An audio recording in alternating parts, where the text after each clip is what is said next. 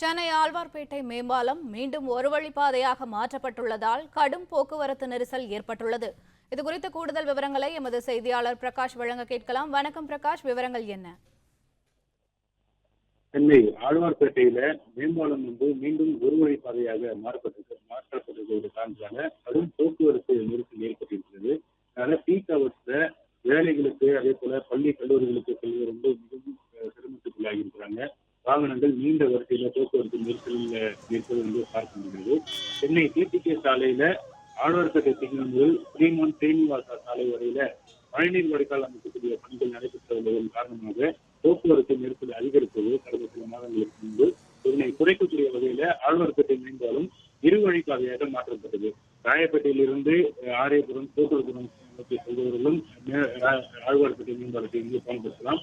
அதே போல கோட்டூர்புரம் ஆரியபுரம் போன்ற பகுதிகளில் வீராமிபுரம் போன்ற பகுதிகளில் இருந்து ராயப்பேட்டை வருபவர்களும் ஆழ்வார்பேட்டை மேம்பாலத்தை பயன்படுத்தக்கூடிய வகையில இந்த மேம்பாலமானது இரு வழிப்பாதையாக மாற்றப்பட்டது.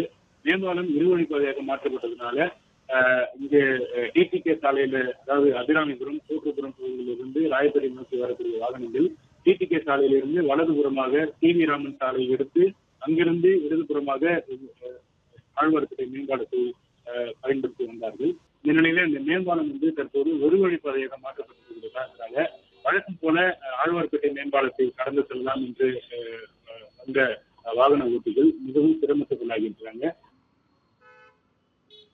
விவரங்களுக்கு நன்றி பிரகாஷ்.